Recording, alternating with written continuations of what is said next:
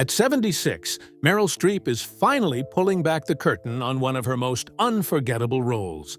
The Devil Wears Prada wasn't just another film on her legendary resume, it became a cultural moment that redefined fashion on screen and turned her icy portrayal of Miranda Priestly into a masterclass in acting. But while audiences were dazzled by the sharp one-liners and designer wardrobes, the reality behind the cameras was far more complicated. Now, decades later, Streep is confessing what really went on during filming, and her revelations are nothing short of eye-opening. From small-town girl to Hollywood's finest, Mary Louise Streep didn't come into the world quietly. Born on June 22, 1949, in Summit, New Jersey, she was the daughter of Mary Wilkinson Streep, an artist with the soul of a dreamer, and Harry William Streep, Jr., a pharmaceutical executive with his feet firmly on the ground. It was a mix of discipline and creativity that shaped her from the very beginning. She grew up alongside her two younger brothers, Harry William Streep III and Dana David Streep, both of whom would eventually take their shot at acting.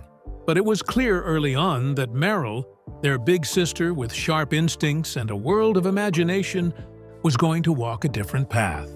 Her mother, whom Meryl often compared in both looks and spirit to Dame Judi Dench, became her anchor. She wasn't the type of parent to let her child shrink into the background. She poured confidence into her daughter like it was oxygen, reminding her constantly that she was capable of anything she put her mind to. Meryl would later recall her mother's mantra, telling her that she was great, that laziness would never take her anywhere, but discipline and drive could take her everywhere. And the remarkable thing? She believed it. Even though she leaned more introverted than her mother's vibrant personality, whenever adulthood dimmed her confidence, she would turn back to her mother's words for strength. She grew up in Basking Ridge, New Jersey, raised as a Presbyterian, and moved through her early schooling like any other small-town girl. Cedar Hill Elementary, Oak Street School, and eventually Bernard's High School became her stomping grounds. But even then, the signs of something bigger were there. Her junior high debut came when she stepped into the role of Louise Heller in The Family Upstairs. It was a small part, maybe, but a spark that hinted at what was possible. At 12, another talent emerged. She was chosen to sing at a school recital, and the voice that came out of her was so striking that it earned her opera lessons with Estelle Liebling. By all accounts, Meryl had the chops to make something out of it, but she quickly realized the problem. She was singing music she didn't feel. It was all technique, no connection. Years later, she would call it one of her first big lessons, that art only works when it's honest. After 4 years of hitting notes that didn't belong to her heart, she walked away. That didn't stop her from carving out her space in other ways. In high school, she balanced brains and charisma with ease. She was a cheerleader, adored by classmates, and even crowned homecoming queen in her senior year. Yet, beneath the pom-poms and tiara, there was still a girl with glasses, frizzy hair, and what one author described as a gawky presence. But in home movies, you could already see her instinct to perform, to command attention, to experiment with being seen. Still, she wasn't racing toward the stage just yet. Acting wasn't serious business for her until 1969 at Vassar College, when she took on the role of Miss Julie. That performance flipped a switch. The gawky teenager had transformed into someone campus-wide couldn't stop talking about. Drama professor Clinton J. Atkinson remembered her raw gift, pointing out that nobody had really taught her how to act. Meryl had simply taught herself. With her uncanny ability to memorize lines and slip into accents, she was already showing signs of the chameleon-like talent that would later make her one of the most versatile actresses alive. She graduated cum laude with an A.B. in drama in 1971, but Meryl wasn't finished yet. She pushed higher, applying to the Yale School of Drama for her MFA. Those years were a grind. To cover tuition, she juggled waitressing and typing jobs while throwing herself into over a dozen stage productions a year. The pressure was so intense that she ended up with ulcers and even toyed with the idea of leaving acting behind for law school. But instead of walking away, she doubled down. Her range on stage was already startling. One night she might be Helena in A Midsummer Night's Dream. Another night, she was an 80-year-old woman in a wheelchair for a comedy written by then-unknowns Christopher Durang and Albert Inarritu. She absorbed lessons from figures like choreographer Carmen de Lavallade and Robert Lewis, co-founder of the Actors Studio. Still, she wasn't afraid to push back. Some professors believed in emotional recall, dragging up personal trauma to fuel a performance, but Meryl found it invasive, even obnoxious. She refused to sacrifice her boundaries for a role. By 1975, she left Yale with her MFA in drama, a survivor of the pressure cooker that had almost broken her. Along the way, she'd also broadened her horizons at Dartmouth College, where she enrolled as a visiting student, and a decade later, in 1981, she returned there as an honoree, receiving a Doctor of Arts degree. From the outside, it may have looked like the making of an actress, but from the inside, it was the slow, gritty build of a woman determined to figure out not just how to act, but how to live truthfully inside every role she touched. The girl with glasses and frizz had become a woman who knew how to transform, and she was just getting started. A career carved in gold. By 1975, Meryl Streep was done being the girl with promise. She was ready to prove she belonged. One of her first professional gigs was at the Eugene O'Neill Theatre Center's National Playwrights Conference, where she powered through 5 plays in just 6 weeks. It was a baptism by fire, and she came out of it sharper, hungrier, and ready for more. That same year, she packed up her ambition and moved to New York City. Within months, Joseph Papp had her cast in Trelawney of the Wells at the Vivian Beaumont Theatre, sharing the stage with names like Mandy Patinkin and John Lithgow. It was a dazzling entrance, the kind of debut that told Broadway she was not there to play small. New York ate her up, but Meryl didn't choke. In her first year alone, she stacked up role after role. Papp's productions of Henry V, The Taming of the Shrew opposite Raoul Julia, and Measure for Measure alongside Sam Waterston and John Cazale. That last one changed her life. On stage, she was mesmerizing. Off stage, she was falling in love with Cazale, the brilliant, haunted actor best known for The Godfather. They moved in together, building a quiet world that would become one of the deepest, most tragic loves of her life. Broadway gave her more than applause. It gave her validation. She starred in the musical Happy End and earned an Obie for Alice at the Palace. And while she hadn't dreamed of film, Robert De Niro's performance in Taxi Driver hit her like lightning. Watching him, she told herself, that was the kind of actor she wanted to be when she grew up. Suddenly, Hollywood wasn't just an afterthought, it was the next frontier. But the road in was brutal. At an audition for Dino De Laurentiis' remake of King Kong in 1976, she walked into the room only to overhear him call her ugly in Italian, assuming she wouldn't understand. Without flinching, Meryl shot back in perfect Italian that she was sorry she wasn't as beautiful as he wanted. But this was it. This was what he got. That fire, that refusal to shrink, would become her trademark. Even as she was testing the waters of film, theater was still her proving ground. She hit Broadway in Tennessee Williams' 27 Wagons Full of Cotton and Arthur Miller's A Memory of Two Mondays, earning her first Tony nomination. She was moving fast, climbing high, but nothing prepared her for the heartbreak that came next. In 1977, she landed her first film role, a blink-and-you'll-miss-it part in Julia with Jane Fonda. Most of her scenes were chopped out, and she hated what was left. With a bad wig and mismatched dialogue, she walked away convinced she'd made a mistake. Movies felt fake, shallow, but even in that brief role, Jane Fonda left a mark on her. Meryl would later credit Fonda with quietly opening more doors for her than she ever realized. Then came The Deer Hunter. De Niro remembered her from The Cherry Orchard and wanted her for the role of his girlfriend.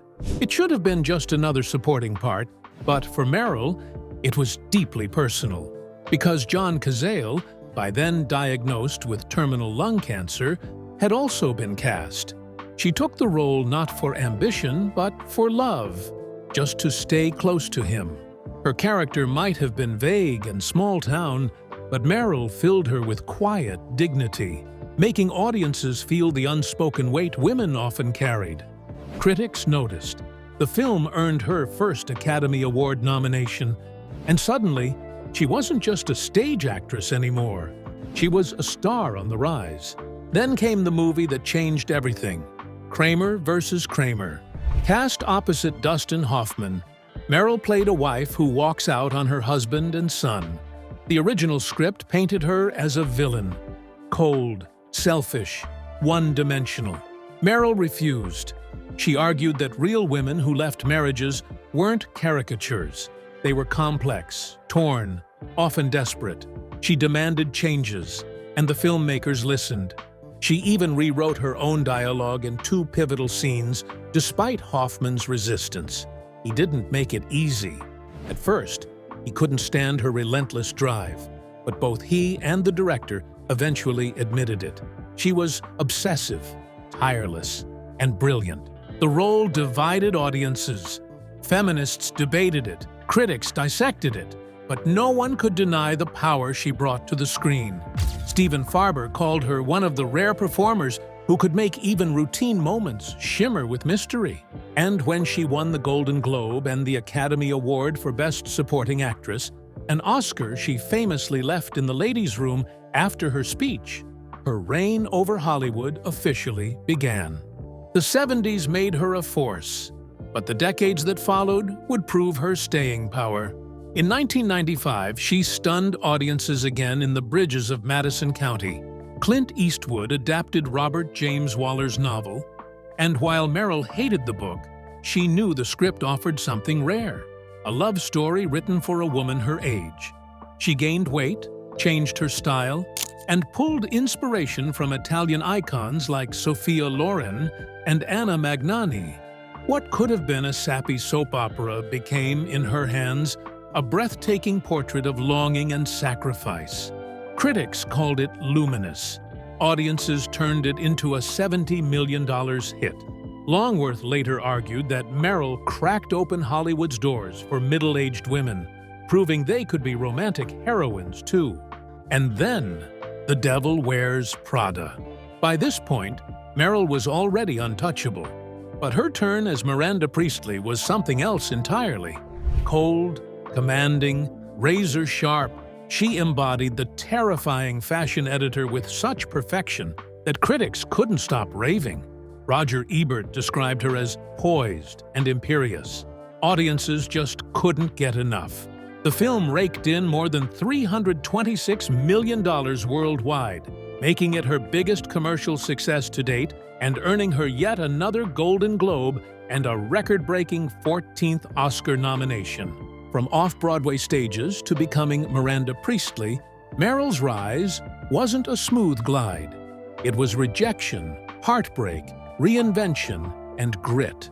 And every time someone tried to dismiss her, whether it was an Italian producer calling her ugly or a co-star fighting her choices, she turned it into fuel. That's the secret of Meryl Streep. She doesn't just play strong women, she is one. How Meryl almost didn't land her role as Miranda Priestly. 3YY. When The Devil Wears Prada hit theaters in 2006, it wasn't just another glossy rom-com, it was a cultural earthquake. Directed by David Frankel and based on Lauren Weisberger's biting 2003 novel, the film brought together Meryl Streep, Anne Hathaway, Stanley Tucci, and a then-unknown Emily Blunt. On paper, it was a comedy drama about a young journalist navigating the world of fashion. But on screen, it became something bigger. A sharp, witty, and unexpectedly emotional look at power, ambition, and the cost of success. And at the center of it all was Meryl Streep, transforming Miranda Priestly into one of the most unforgettable characters in modern cinema.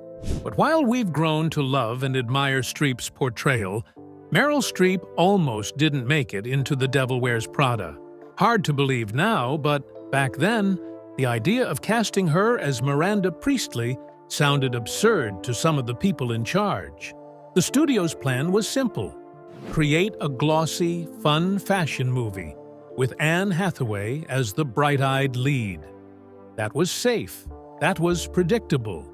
But then the producers threw Meryl's name into the mix, and suddenly everyone started second-guessing. Whispers in the room were brutal. Some dismissed the thought outright, waving it away with claims that Meryl wasn't funny, that she had never proven herself in comedy. Producer Wendy Finerman recalled how people muttered that Streep had never been funny a day in her life. Looking back now, that doubt feels almost laughable because Meryl didn't just pull off funny. She twisted humor into something razor-sharp, laced with elegance and cruelty, and made Miranda Priestly unforgettable. But landing her wasn't as easy as tossing over a contract. When the first offer reached her, it felt like an insult, a number that didn't even begin to acknowledge the kind of weight she carried in Hollywood. Meryl didn't bite, she walked away, and that's when the studio scrambled. They doubled the offer. Only then did she agree to step into Miranda's stilettos, and with that, Fox finally stamped its approval on the project. Once she signed on, Meryl wasn't there to just hit her marks. She rebuilt Miranda from the inside out. She insisted on two of the film's most iconic touches. The first was that scathing monologue about the blue sweater, a takedown so sharp it made fashion feel like destiny.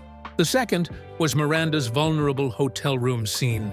Stripped of armor, a rare crack in her ice-cold facade, neither was in the original blueprint. Those were pure Streep. And her inspiration for Miranda? It didn't come from the fashion world alone.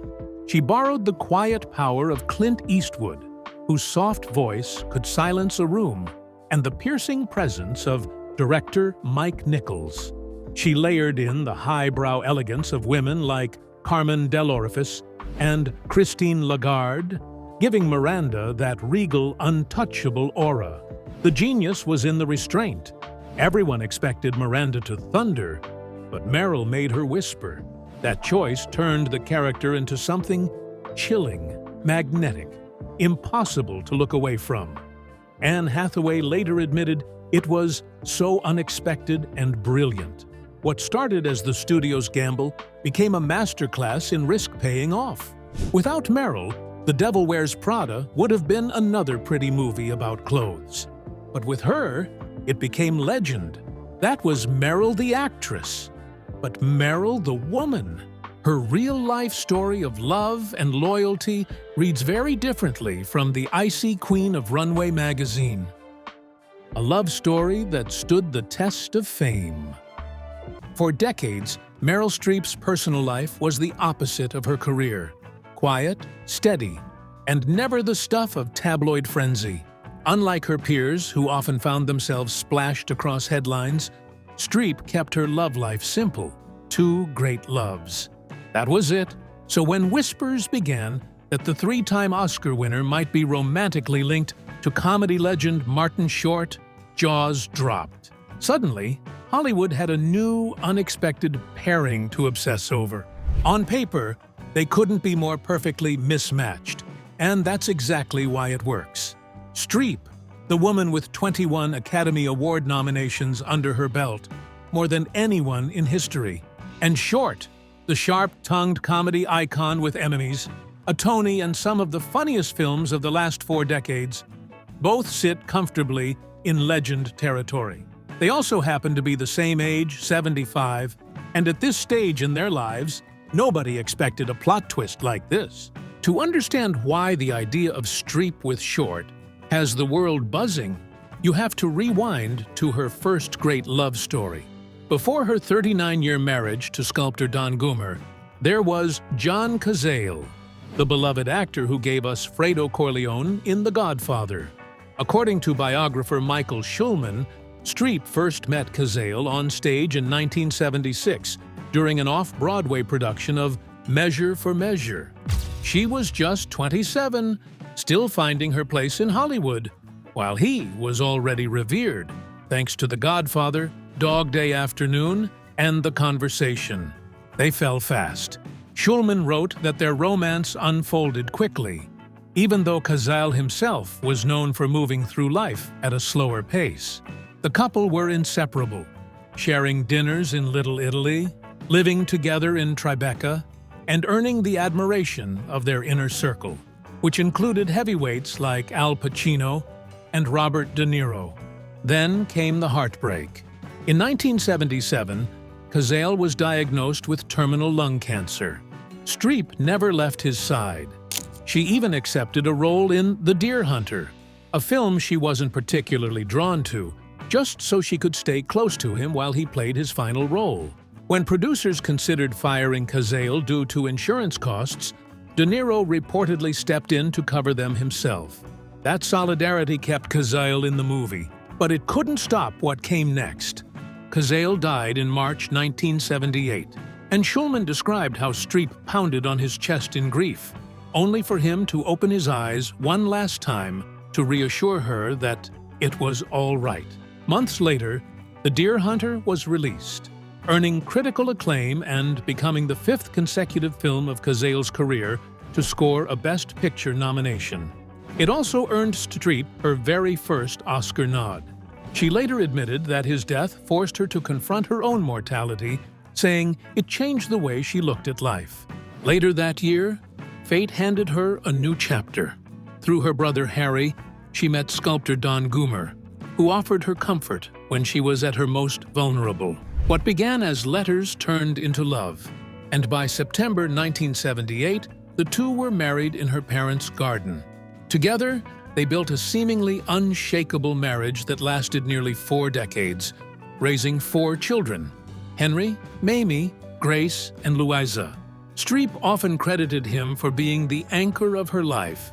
In her 2012 Oscar speech for The Iron Lady, she thanked him first, pointing out that by the time you get to your husband at the end, the orchestra cuts you off.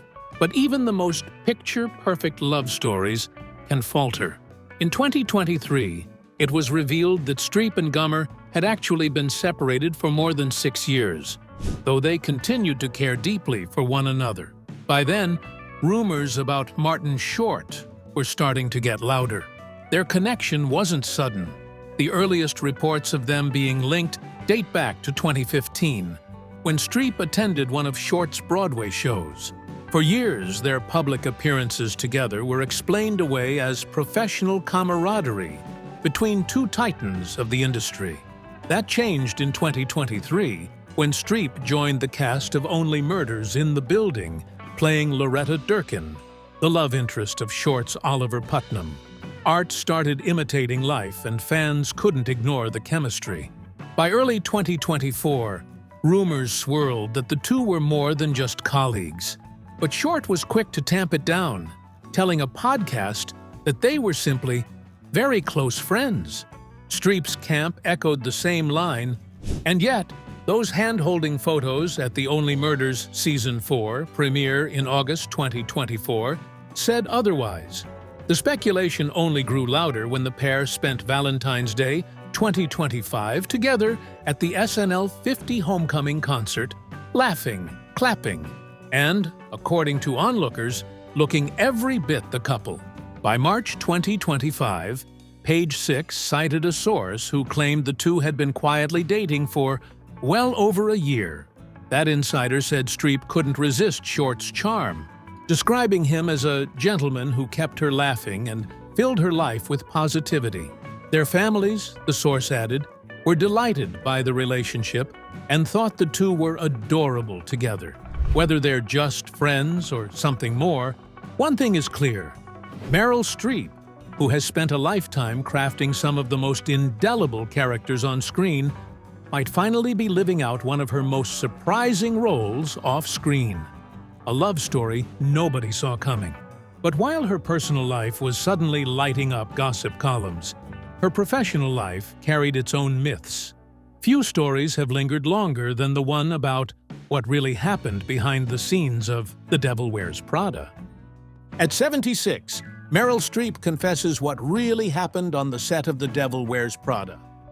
In 2021, during The Devil Wears Prada 15th anniversary, Meryl Streep pulled back the curtain on what really went down on the set of the movie.